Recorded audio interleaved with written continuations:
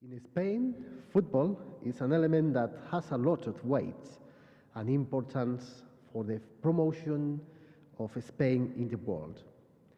That's the same situation in the United Kingdom. Es para nosotros un honor y un privilegio tenerlos aquí.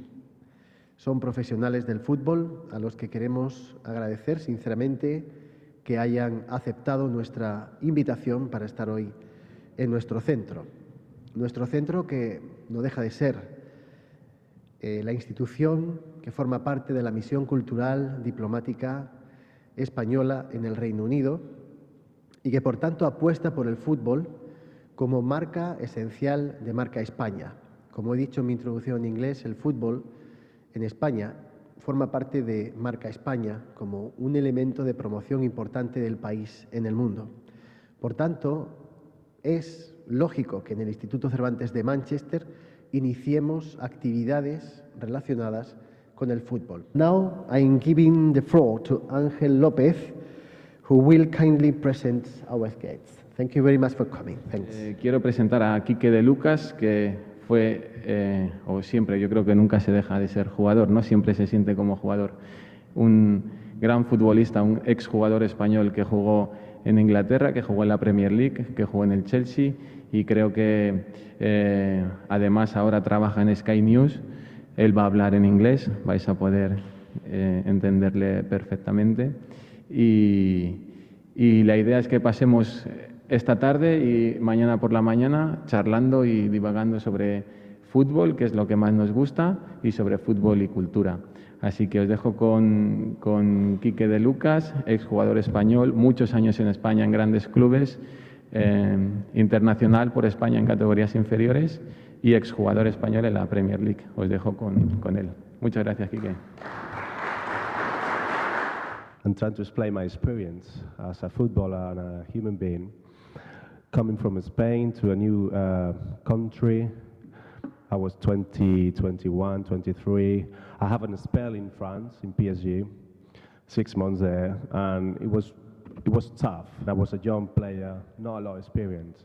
So at the beginning it was very tough to get on with, new culture players, especially there that we have so many different culture. We were there like, I don't know, 10 different nationalities. But, it helps a lot when you come from a country then you don't know, your knowledge from another language is not that good, or at least at that time I thought, okay, I can speak a little bit English, but once you arrive here, you can see that the language is a quite a barrier for, trying to explain with your teammates, with the press, which is quite important as well, with the fans as well. So it was, it was the first big step that you realize that you have to get on really hard with, teachers or whatever help you might have. And obviously I have my teammates and they knew the language.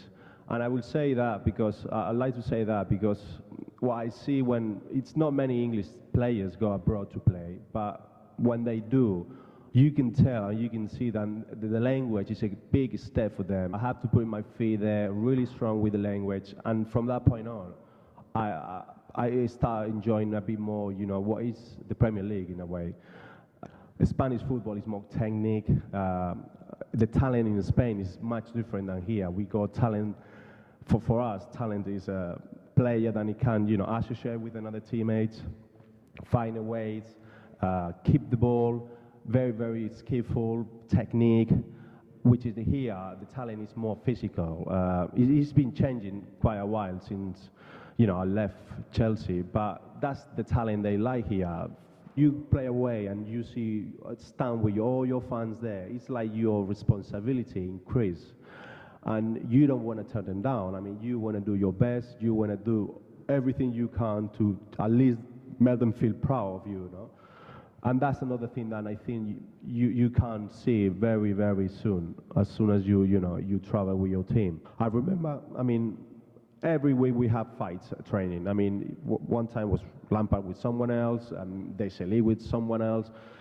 All the time were fights there because we were training really tough, really hard. Everyone was doing their best. And obviously, I was coming from Spain where our training were more long. We were training 2-3 hours, really easy going. The rhythm of the training were really slow. And then all of a sudden, I came here and everything changed 180 degrees. I mean, everything, fast as possible, intensity, no matter what, you have to do your 100% even training. So, I mean, a lot of the games we were playing being tired. I mean, we were tired. We arrived to the game not in the best condition physically, but I think, we coped that. And eventually we were playing our best, even though we were a bit tired. So we played really, really bad in UEFA Cup. We were disqualified with, I think it was Vikings at that time, was a Norwegian team. And that was the reason. We were playing that hard that time because we were involved in the FA Cup against Arsenal. We were playing against Vikings that we thought, I think we 2-1 at home.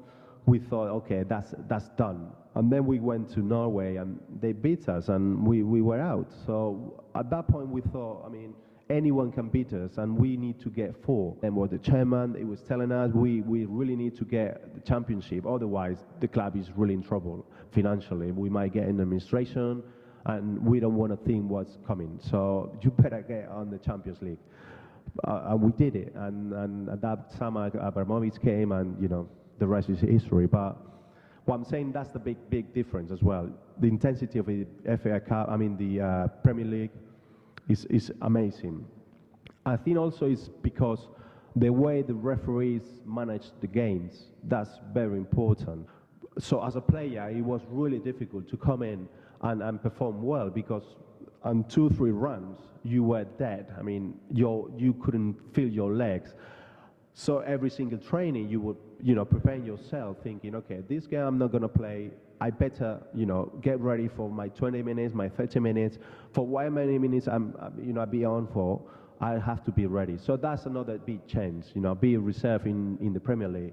You need to be ready for that, and you need to be prepared for that. Spain has changed. You play at 12, you play at 4, but here you play at 3. Coming from Spain, 3 for us is a siesta time. So obviously you need to get on that, 3 o'clock, you need to be ready. Not just 3 o'clock, probably 2 o'clock, because starting warm up, you need to be ready mentally and physically. So that's another downside for someone that he comes from Spain. And, you used to play at 9 o'clock, have siesta, have your breakfast, lunch, and also something before the game. So that's another thing that you need to be ready and move on really fast as well.